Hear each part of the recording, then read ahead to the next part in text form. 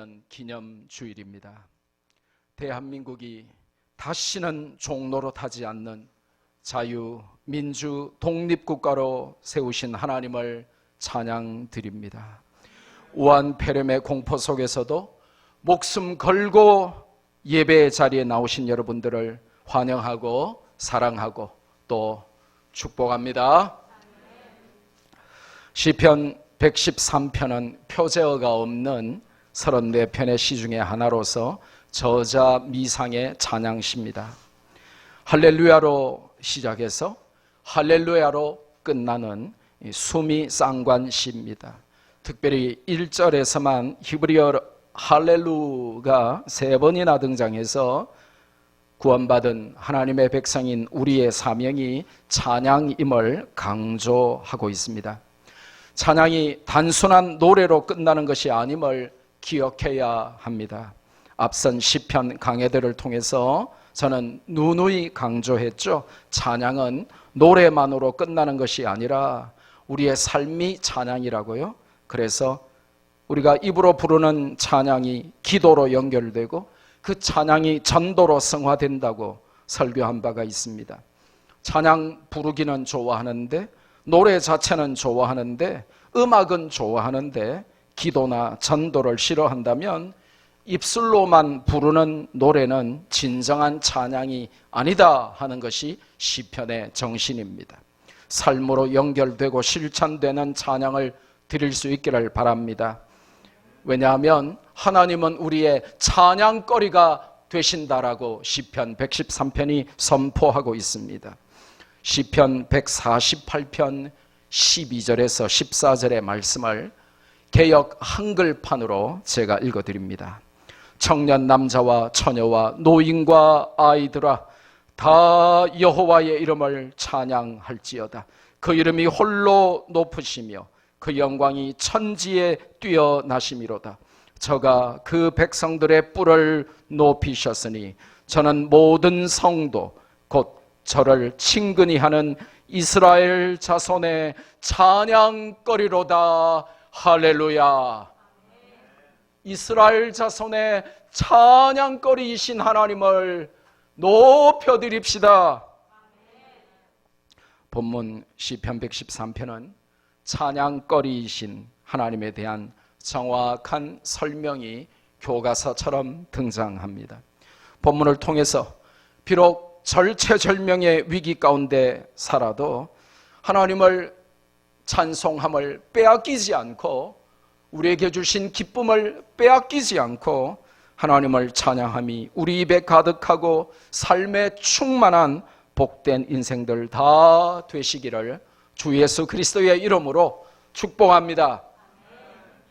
찬양의 매뉴얼로 불리는 오늘 시편 113편에서 본문은 찬양에 대한 어떤 가르침을 줍니까? 첫째로 찬양의 주체가 누구인가, 누가 찬양해야 되는가 하는 것을 알려주면서 1절에 하나님의 종들이 찬양해야 한다라고 정확하게 우리의 사명과 본분을 알려주십니다.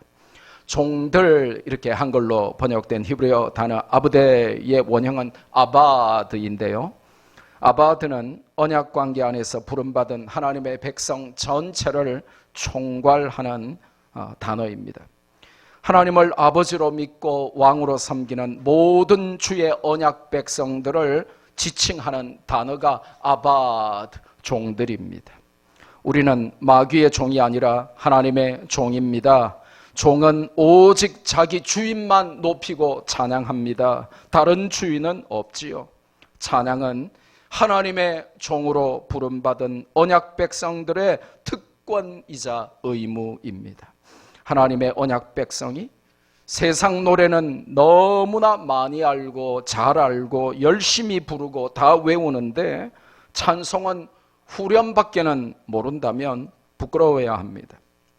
노래방에서는 부를 때마다 100점 만점 나오고 노래방에서는 몇 시간씩 서로 마이크 쟁탈전을 하면서 노래하는데 교회 와서는 5분 10분 찬양도 힘겨워하고 립싱크만 한다면 문제가 심각합니다. 하나님의 언약 백성들은 삶이 찬양이고 찬양이 삶이어야 하는 것입니다.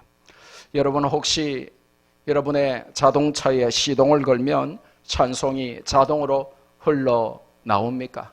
그렇지 않으면 찬송 CD 좋은 거 하나 사셔서 시동 딱 걸면 찬송 나오도록 그렇게 하시기를 바랍니다. 여러분 입술에서 무의식적으로 흘러나오는 노래는 하나님을 높이는 노래입니까? 아니면 세상 노래입니까? 하나님 찬양을 불러야 할 여호와의 종들이 세상의 사랑 타령, 인생 타령, 신세 타령만 부르고 있으면 안 됩니다. 그래서 저는 여러분에게 제안합니다. 우리 교회 밴드 있잖아요. 근데 밴드에 가입 안 한 성도도 있거든요. 밴드에 가입하시고 교회 밴드에 매일 하나씩, 모든 성도가 다 할 필요는 없지만 몇몇 분들이 그날에 하나님께서 나의 입술에 부어주시는 오늘의 데일리 베스트, 오늘의 데일리 프레이즈를 한 곡씩 찬양을 올려보세요. 오늘따라 이상하게 이 찬송이 땡긴다. 오늘따라 하나님이 내 입술에 이 찬송을 막 부어주시네. 근데 부르다 보니 듣다 보니 너무 은혜스럽네. 그럼 나 혼자 들어야 돼요? 나 혼자 불러야 돼요? 같이 부르고 같이 들어야 돼요? 마이크 꼈다고 대답도 안 하실 겁니까?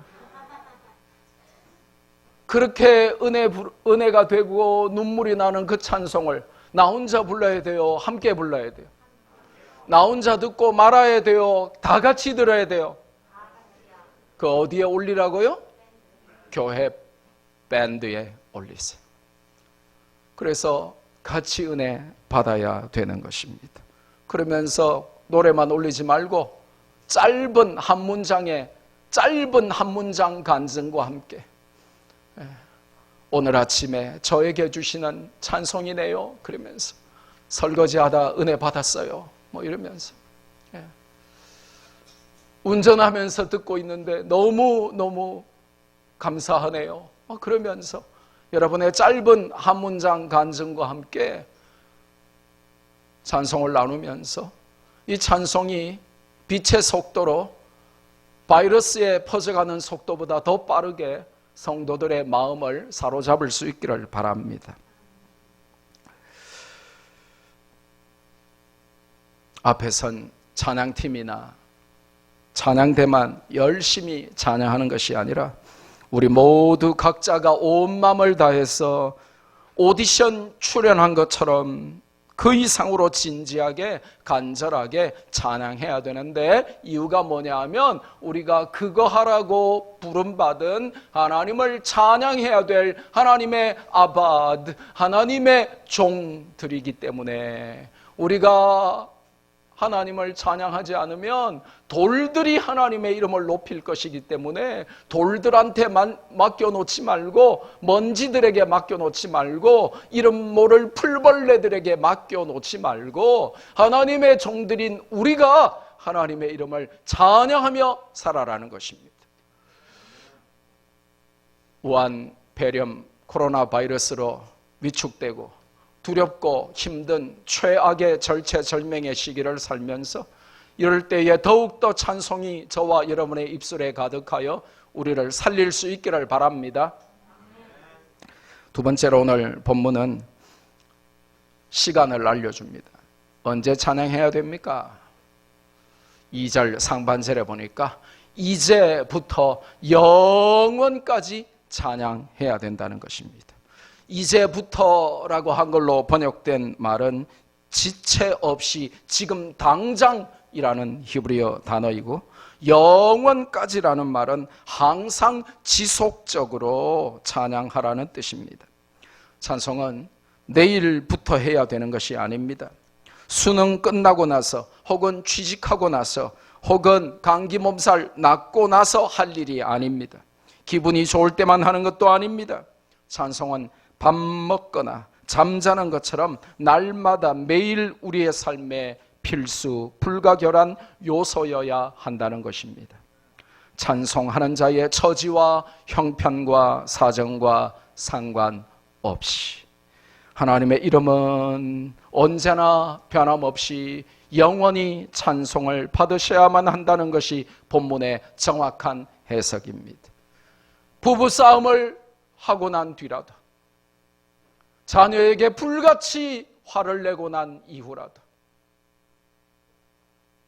하는 일들이 꼬이고 인생의 스트레스가 만땅으로 나에게 다가와도 우한 코로나 폐렴 바이러스로 공포와 두려움에 절정으로 치닫을 때에도 우리 입술에 찬송이 떠나서는 안 된다는 것입니다. 비록 지금 우한 폐렴이 우리를 위협하여 삶이 심히 두렵고 피폐하고 고단해져도 그 가운데 이루실 하나님의 주권적인 섭리를 찬양해야 되는 것입니다.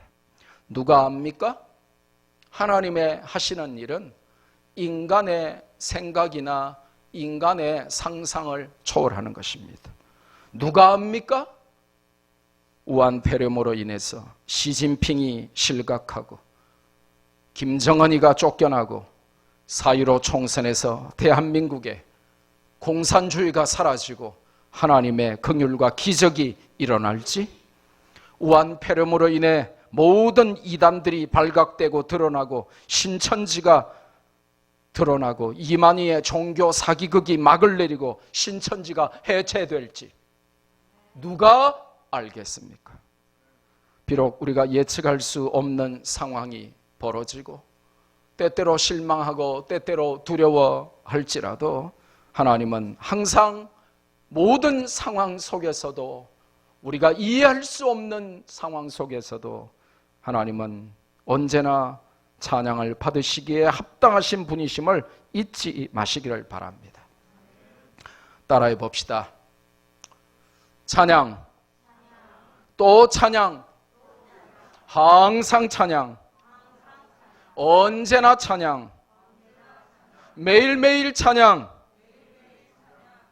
우리 다 함께 찬양. 2, 3, 4, 5, 6, 7 이렇게 나가는 거예요. 다시 한번 해봅시다. 찬양, 또 찬양, 항상 찬양, 언제나 찬양, 매일매일 찬양, 우리 다 함께 찬양. 할렐루야. 세 번째로 오늘 본문은 찬양의 내용을 우리에게 알려주죠. 찬양 좋아한다는 학생들, 청년들을 보면서 가끔 좀 놀랄 때 있어요. 뭐냐? 그냥 취미로 음악을 좋아하는 거예요. 그게 무슨 내용인지에 관심이 없는 거예요. 그냥 멜로디만 좋고, 그냥 그 음만 좋고, 그냥 연주만 하고, 혹은 노래만 부르는 거예요. 그 내용의 한 단어 한 단어 함축되고 집약된 그 의미가 무엇인지에 관해서는 별로 관심이 없고, 그냥 가사 좋지 그러면서, 참 멜로디가 멋있지 그러면서 부르는 겁니다. 오늘 성경은 찬송의 매뉴얼로 불리는 시편 113편을 통해서 찬송의 내용까지 우리에게 알려주면서 1절에서 3절 전체를 통하여 하나님의 이름을 찬양해야 한다고 분명히 알려줍니다. 그러니까 복음송도 등급이 있어요. 우리가 1등급, 2등급, 3등급, 5등급 이렇게 등급이 있는데 자꾸 4등급, 5등급만 좋아하면 안 돼요.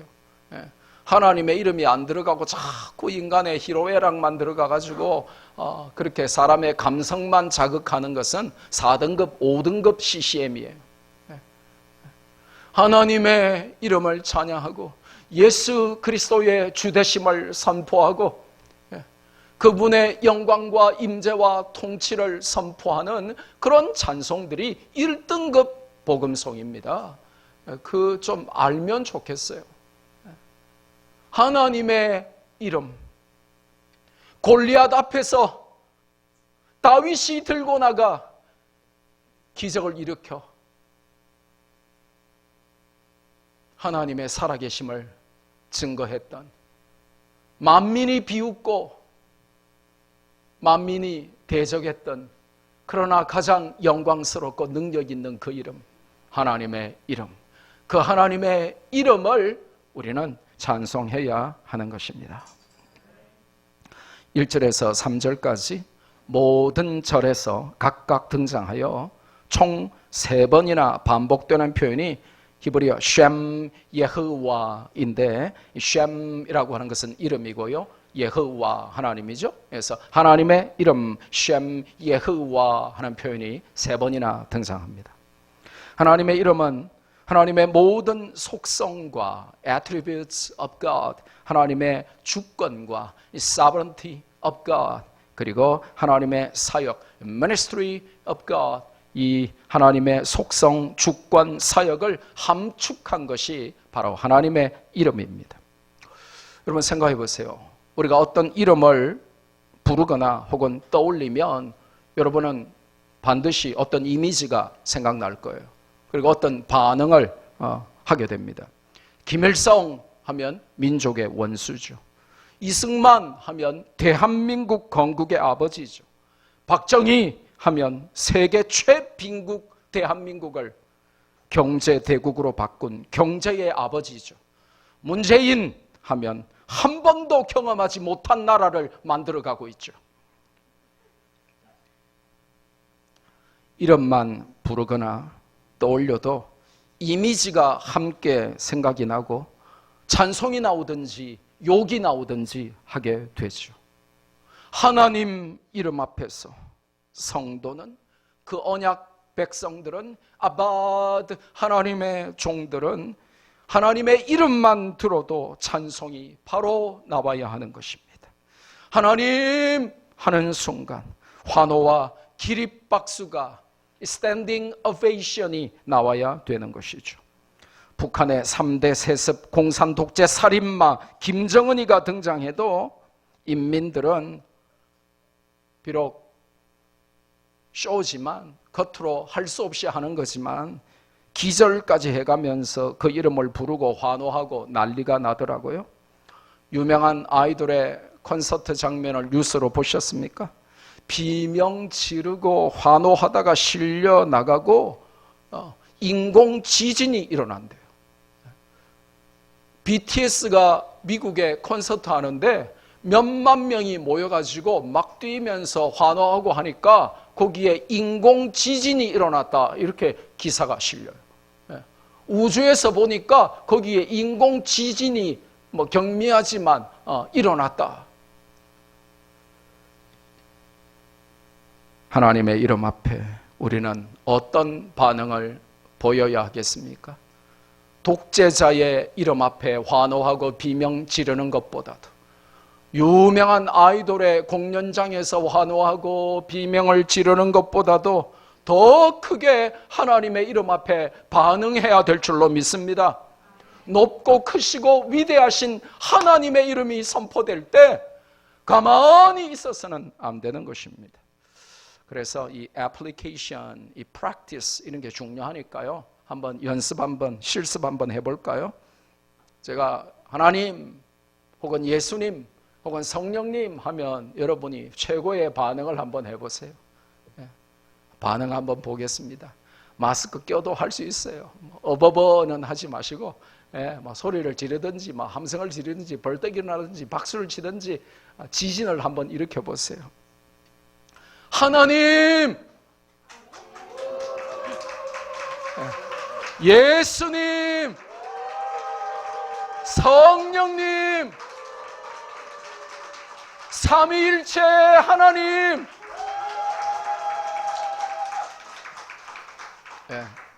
최고의 환호와 박수가 나와야 정상이죠. 그렇게 하나님의 이름 앞에 찬송할 줄 아는 저와 여러분 되기를 바라고, 우리의 찬송이 하나님의 이름을 높이는 것이 될 수 있기를 바랍니다. 네 번째로, 이 찬송의 매뉴얼 시편 113편을 통해서 성경은 어디에서 찬송해야 하는지 찬송의 장소까지 우리에게 알려주죠. 어디에서 찬송해야 된다고 가르쳐 줍니까? 3절에 보니까 해 뜨는 데부터 해 지는 데까지. 동쪽 끝에서 서쪽 끝은 온 세상을 의미하는 것이죠. 선민의식에 젖어서 하나님을 오직 이스라엘의 지역신, 지방의 신 하나님 정도로만 생각했고 제한했던 그 당시의 성도들에게 성경은 이미 시편에서 온 세상에서 찬양을 받으실 온 우주의 신이신 하나님을 선포하고 있는 것이죠. 비슷한 내용이 구약의 마지막 성경에서도 등장합니다. 말라기서 1장 11절, 굉장히 유명한 성경인데 우리 다 함께 같이 큰 소리로 읽겠습니다. 시작. 만군의 여호와가 이르노라. 해 뜨는 곳에서부터 해 지는 곳까지의 이방 민족 중에서 내 이름이 크게 될 것이라. 각 처에서 내 이름을 위하여 분향하며 깨끗한 제물을 드리리니 이는 내 이름이 이방 민족 중에서 크게 될 것임이니라. 아멘. 하나님의 이름은 이슬람 국가들 중에서도 불교권에서도 무신론자들 가운데서도 공산주의자들 중에서도 마땅히 당연히 반드시 높임을 받으실 이름인 줄 믿으십니까? 그렇게 되도록 우리가 땅끝 선교의 비전으로 세상에 나가서 하나님의 이름을 찬양하는 삶을 살아야 하는 것입니다. 명품 살려고 돈 모으지 마세요. 세계로 나가십시오. 2중, 3중, 4중 보험 들지 마시고 세계로 나가십시오. 해 뜨는 곳부터 해 지는 데까지 하나님의 이름이 나를 통하여 찬양을 받으시도록 온 세상을 밟으며 그 땅에서 한번 하나님을 찬양해 보십시오. 예수 그리스도를 전파하며 하나님 나라를 확장하며 하나님이 사랑하신 그 세상 끝까지 해 뜨는 데부터 해 지는 데까지 다녀보며 사시기를 바랍니다. 지난 시간에도 했지만 각인을 시켜야 되기 때문에 한번 또 따라 하겠습니다. 명품아 미안해. 네가 마지막이야. 이제는 아끼고 아껴서 해 뜨는 데도 가고 해 지는 데도 가서 멋지게 찬양하며 선교할 거야. 여러분 집에 가서 여러분의 최애 템에게 안수하며 말해주세요. 명품아 미안해. 네가 끝이야. 앞으로는 물질을 세계로 나가서 하나님 찬양하는 데 쓸 거야. 아멘 좀 크게 하세요. 이거 실황 중계대, 실황은 아니고 오늘 모든 예배 순서가 오늘 못 오시는 분들이 너무 많기 때문에 처음부터 끝까지 설교뿐만 아니라 모든 순서가 다 오늘 성도들에게 이렇게 가요. 그러니까 여러분이 아멘 소리 좀 크게 해주시면 좋을 것 같습니다. 그렇게 삽시다. 그래서 그런 의미에서 우리가 마스크를 썼기 때문에 크게 부르지는 못해도 들어는 봅시다. 따라 하셔도 됩니다.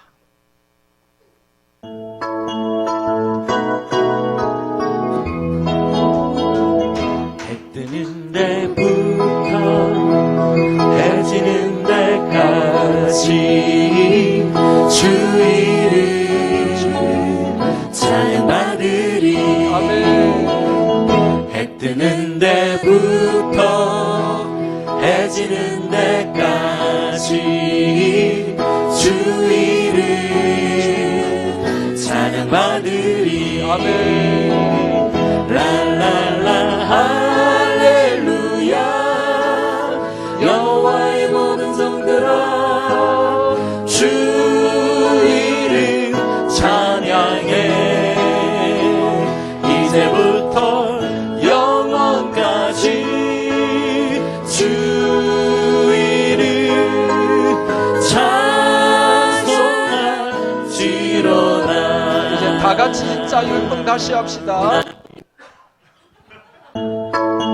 가만히 있지 마세요. 뜨는 데부터 해 지는 데까지 주 이름 찬양받으리.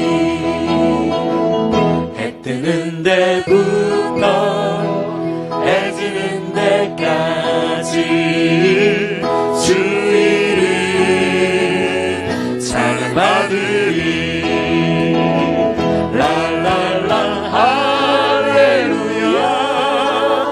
여호와의 모든 종들아 주 이름 찬양해. 이제부터 영원까지 주 이름 찬송할지로다.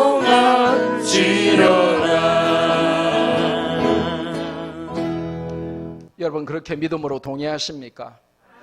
하나님의 이름이 해 뜨는 데부터 해 지는 데까지 온 세상과 열방과 민족 가운데서 높임을 받으시고 찬양을 받으시되, 특별히 내가 온 세상으로 나가서 그 하나님의 이름을 찬양하는 것이 합당하다고 믿음으로 고백하십니까? 그러니까 여러분은 명품 포기하시라고요. 왜냐? 저하고 세계로 가셔야 되기 때문에 그래요. 저는 우리 학생들, 청년들만 세계로 데려가려고 하는 것이 아닙니다. 여러분 다 젊으시잖아요. 그러니까 세계로 다니셔야 돼요. 앞으로 여러분은 돌아가시기 한 일주일 전까지 9988 하시다가 234 하시면 되니까 해 뜨는 데부터 해 지는 데까지 다 가서 하나님 찬양해보고 돌아가실 그런 마음으로 믿음 생활하시기를 바랍니다. 다섯 번째로 찬양의 매뉴얼 시편 113편은 오늘 찬양의 이유를 우리에게 알려주십니다. 시편 113편은 찬양의 명령만 주시는 것이 아니라 찬양의 근거를 분명히 알려주세요. 4절부터 9절까지 말씀을 통해서 찬양할 수밖에 없는 이유들이 선포됩니다. 왜 하나님의 종들이 이제부터 영원까지 하나님의 이름을 해 뜨는 데부터 해 지는 데까지 찬양해야 합니까? 여러분의 자녀들이 물어볼 때, 사람들이 물어볼 때 여러분은 그 이유가 뭔지 알아야 되겠죠. 첫째로 4절에 보니까 찬양의 이유가 뭐냐? 하나님의 영광은 모든 나라보다 하늘보다 높으시기 때문에 그렇다라고 설명하고 있습니다. 높다라고 번역된 히브리어 람은 고상하다, 존귀하다 하는 것입니다. 그래서 눈에 보이는 어떤 위치적인 높은 것이 아니고 고상하고 존귀하기가 하늘보다 모든 나라를 합친 것보다 더 높으시다, 그렇게 설명하는 것이죠. 무슨 말이냐면 하나님은 세계 열강인 미국보다 영국, 프랑스, 독일, 이탈리를 다 합친 것보다 강하고 멋진 분이시라는 겁니다. 스위스의 알프스보다도, 아프리카의 초원보다도, 미국의 나이아가라 폭포보다도, 남미의 아마존보다도, 그것들을 다 합친 것보다도 아름답고 대단한 분이시라는 것이죠. 그 영광의 높이와 깊이와 넓이는 사람과 비교할 수가 없다는 것입니다. 하나님의 영광은 하늘보다 높다라고 성경은 가르쳐 줍니다. 트럼프보다도, 영국 여왕보다도, 지구상 모든 나라의 집권자들을 다 모아놓은 것보다도 하나님의 영광이 더욱더 크시다는 것입니다. 일개 국가의 왕이나 대통령이나 수상이 지나가도 의장대 사열을 하고 빵빠레가 울리죠. 하물며 온 세상 왕들을 다 합친 것보다 더욱 존귀하시고 높으시고 강하신 하나님이시기에 우리는 온 마음과 정성 다해 찬양할 이유가 있다고 성경이 알려주시는 것입니다. 우리의 전 인격과 우리의 전 존재를 총동원하여 하나님을 찬양하라, 이것이 성경의 메시지입니다. 두 번째로 하나님을 찬양할 이유는 그분이 비교 불가하신 분이시기에 그렇다는 것입니다.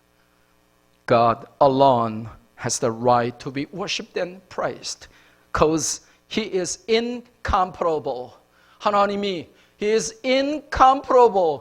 비교할 수 없는 오직 유일한 지존자 하나님이시기 때문에 찬양할 수밖에 없다는 것이죠. 그래서 시편 기자는 5절에 담대하게 큰 소리로 외칩니다. 감히 이 땅에 온 우주에 우리 하나님과 같은 자가 누구뇨? Who is like the Lord our God? Who is like the Lord our God? 우리 하나님과 같은 분이 도대체 어디 있냐? 있으면 나와봐라 라고 큰 소리 치고 있습니다. 그러면서 비교 불가하신 하나님을 소개합니다. 하나님은 어떤 점에서 다른 사람이나 세상의 헛된 잡신들과 비교 불가입니까? 첫째로 5절에서 6절에 보니까 높은 곳에 앉으셨으나 스스로 낮추사 천지를 살피신 하나님이시라고 우리에게 알려주십니다. 그 영광이 하늘보다 높으시고 그 권세가 한없이 높은 하나님이시지만 하나님은 친히 스스로를 낮추사 연약하고 죄 많은 인생들을 돌아보신다는 것입니다. 그 하이라이트가, 그 절정이 무엇입니까? 하나님께서 인간의 몸을 입고 성육신, 인카네이션, 성육신 하신 예수 그리스도입니다. 인간을 구원하시려고 하늘 보좌를 버리시고 이 땅에 오신 예수님을 통해 우리는 하나님의 사랑과 은혜의 절정을 맛보게 되었습니다. 사람은 말이죠, 점점 높은 자리에 앉고 싶어 합니다. 부자, 권력자, 인기 있는 자, 유력한 자가 되고 싶어 합니다. 그리고 그 붙잡은 것, 성취한 것을 결코 빼앗기거나 놓치지 않으려고 온갖 부정과 불법을 저지르면서까지 그 높은 자리를 지키고 싶어 합니다. 한번 빼앗은 권력을 절대로 다시 빼앗기지 않으려고 몸부림치는 것이 인간입니다. 그러나 비교 불가능하신 하나님은 가장 높은 곳에서 가장 낮은 곳으로 스스로 오셔서 생명을 아끼지 아니하시고 모든 것을 주시면서까지 사랑과 은혜로 그 백성을 살피시는 분이시라는 것입니다. 그래서 성경은 누가 이런 우리 하나님과 비교할 수 있냐라고 외칩니다. 그래서 하나님은 찬양 받으시기에 합당하신 분이시다. Our God is worthy to be worshipped and praised. 그렇게 외치는 것이죠. 하나님의 비교 불가능한 모습 두 번째는 무엇입니까? 가난한 자와 궁핍한 자를 일으키시고 지도자로 세우시기 때문입니다. 한마디로 요약하면 하나님의 긍휼하심 때문입니다. The compassion of God, the mercy of God. 하나님의 그 긍휼하심 때문에 하나님은 비교 불가능하신 하나님이시고, 그래서 우리는 하나님을 찬양할 수밖에 없다고 성경이 알려줍니다. 세상의 지배자들은 가난하고 궁핍하고 소외된 자들에게 아무 관심이 없습니다. 선거 때만 국민 하는 것들 믿으면 안 됩니다.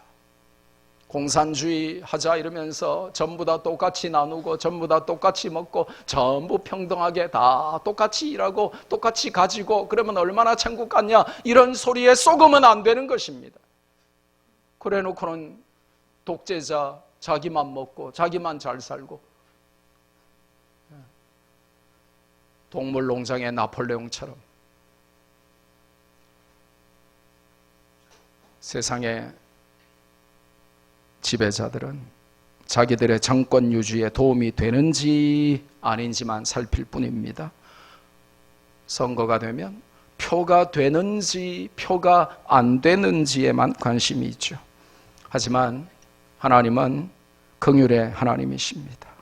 남들이 무시하고 싫어하고 미워하는 자들에게 그 손을 펴시고 그들을 먼지 구덩이와 거름 무더기에서 드셔서 백성들의 지도자로 세우신다고 성경이 알려주십니다. 쉬운 말로 한 문장으로 요약하면 먼지 같고 거름이란 말은 좋은 말이고 그냥 우리가 쉽게 알아들을 말은 똥통입니다. 똥통 가운데 들어있는 그 처량하고 비참하고 그 불쌍한 자를 그 거름 더미에서 먼지 구덩이에서 일으켜 세우사 백성들의 지도자로 세우신답니다. 하나님을 만나면 인생 대역전 드라마가 펼쳐지는 것이죠. 가문이 특출하지 못하고 집안이 가난하고 부모님의 관심이 모자라고 학업 성적이 탁월하지 못해도 하나님 제대로 만나면 인생의 대박이 터지는 것입니다. 난 하나님 만난 것 같은데 왜 지금 대박이 안 터지지? 지금이 끝이 아니라니까요. 지금 만들고 계신다니까요. 여러분은 지금 완성품이 아니라 지금 작품 진행 중이라니까요. 요즘 유튜브에 인기 끄는 이렇게 그림 그리는 화가가 말이죠. 3분 만에 막 그림 확 그리는데 2분 59초까지는 아무도 누가 뭘 그리는지 아무도 아는 사람이 없는 거예요.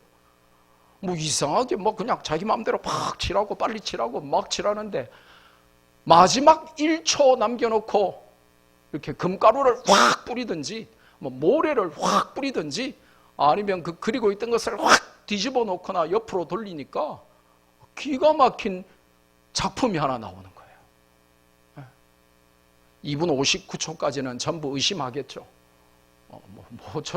저런 사람이 다 있어. 그럼 그냥 낙서하는 것 같고 저게 무슨 작품이야? 그러면서 쫓아내 그러면서 그러겠죠. 화가 맞냐? 그러면서 그러겠죠. 하나님은 우리를 하나님의 masterpiece of God, 하나님의 걸작품으로 지금 만들어가고 계신 것입니다. 왜 나는 예수님 믿는데 아직 인생의 대박이 안 터졌지? 1차적으로는 여러분이 지옥 가야 되는데 예수님 믿고 구원받아 천국 가는 것 자체가 인생 대박이고요. 2차 대박은 뭐냐? 쌍대박, 양대박은 뭐냐? 여러분을 통하여 이루실 하나님의 이 뜻을 주셨다는 거예요. 이걸 우리가 비전 혹은 calling, 이 소명이라고 부르는데 여러분을 통하여 받으실 영광이 있으셔서 여러분이 이 땅에 하나님의 오른손의 도구로 쓰임받아야 할 무슨 일이 있기 때문에 나를 구원하신 거예요. 그 일에 내가 쓰임받는 게 바로 대박. 근데 우리는 대박 그러면 갑자기 돈벼락을 맞고 미스 코리아 당선되고 하버드대 가고 25살에 시집가고 이런 것만 대박인 줄 알지, 하나님의 자녀로 구원받아 하나님의 뜻을 땅에 이루는 축복의 통로로 쓰임받는 그것이 대박인 줄 모르는 거죠. 오늘 가난한 자와 궁핍한 자를 일으키시고 지도자를 세우시겠다 하는 히브리어 원문의 의미는 고관 대작들과 함께 그 같은 자리에 앉게 하신다, 이런 뜻입니다. 무슨 말입니까? 거름더미 안에 들어있던 가장 더럽고 비참하고 가장 낮은 자리에 소외되고 무시당하고 천대와 박해를 받던 자들도 그들을 친히 일으키셔서 최고의 지도자들과 어깨를 나란히 할 수 있게 만드시는 분이 우리 하나님이시라는 것입니다. 그래서 하나님을 만나야 인생 대역전이 가능합니다. 그러니 비교 불가하신 분이시며 찬양 받으시기에 합당하신 것이죠. 마지막으로 하나님의 비교 불가능하신 모습 세 번째는 무엇입니까? 불임의 고통 중에 있던 여인을 자녀의 즐거운 어미가 되게 하신다는 것입니다.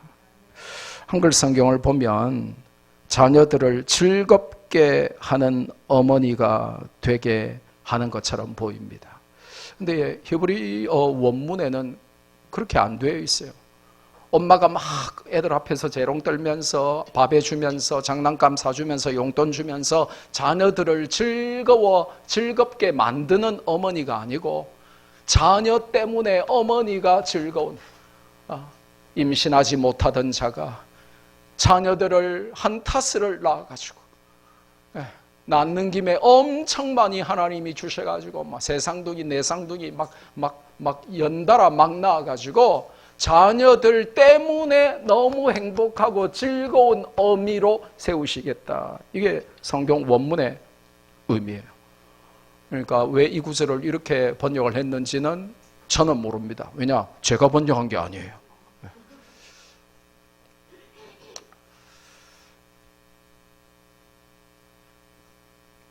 부림은 이스라엘에서, 여러분이 성경을 여러 번 읽어보신 분은 잘 알겠지만 저주의 대상이었죠.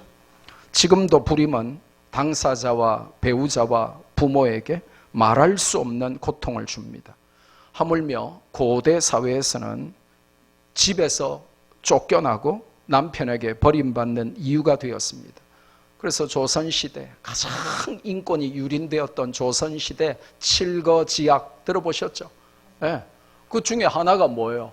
자녀를 낳지 못하면 쫓겨나고 남편에게 버림받아도 여자들은 할 말이 없었어요.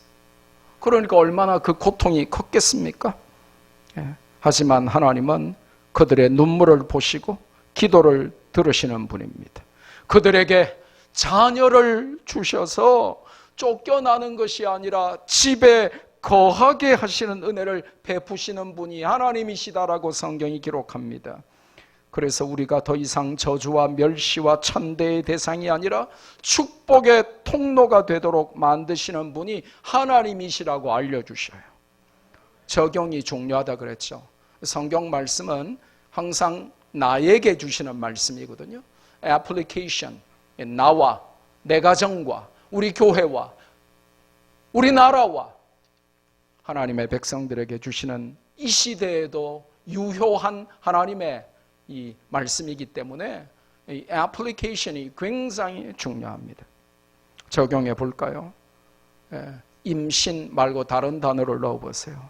임신뿐만 아니라 아무리 노력해도 성취하지 못하고 흘리는 땀과 투자한 시간과 물질에 비해서 노력에 비해서 열매나 실적이나 결과가 없었던 불쌍한 인생들이 얼마나 땅 위에 많습니까? 나는 안 돼, 나는 패배자야, 포기하자 그러면서 늘 힘들어하고 괴로워하고 죽음을 생각하는 자들이 얼마나 많습니까? 그들에게 남들의 멸시와 천대를 받으며 남몰래 피눈물 흘리던 인생들에게 하나님의 긍휼하심이 은혜로 임하여 즐겁게 하나님을 찬양하도록 응답을 주신다는 것입니다. 그분이 우리 하나님이시라는 것입니다. 그런 신이 어디에 있냐는 것입니다. 그래서 하나님은 비교 불가능하신 하나님이시라는 것입니다. 그러니 어찌 찬양 안 할까? 이것이 오늘의 메시지예요. 우리의 삶을 돌아보면 찬양할 수밖에 없는 수만 가지의 이유들이 가득하죠.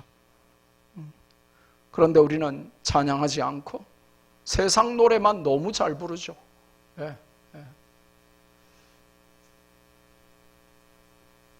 우리가 어릴 때는 찬송가 다 외웠거든요. 봉고차 타고 어디 멀리 상을 당해서 가든지 교회가 어디 소풍을 가든지 봉고차 타고 몇 시간씩 이렇게 가면 교회 권사님들 집사님들 찬송가 메들리를 4절 5절까지 3시간씩 막 불러 제꼈죠. 그거 못 따라 부르는 사람은 아무도 없었어요. 그런데 요즘은요 후렴도 잘 몰라요. 찬송가를 제대로 아는 사람이 드물어요.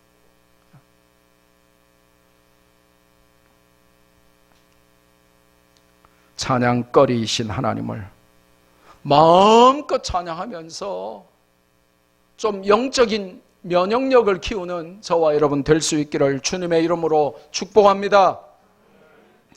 똑같은 우한 폐렴에 걸려도 감기처럼 살짝 스쳐 지나가는 자들이 있는가 하면 이틀 만에 죽는 자들도 있더라고요.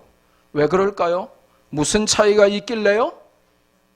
그렇죠. 전문가들이 다 나와서 요즘 몇 시간 동안 우한폐렴 코로나 바이러스에 대해서 떠들잖아요. 근데 그 차이가 왜 어떤 사람은 감기처럼 스쳐 지나가고 증상 없이도 지나가는데 왜 어떤 사람은 이틀 만에 죽고 일주일 만에 죽냐 하면 면역력의 차이랍니다.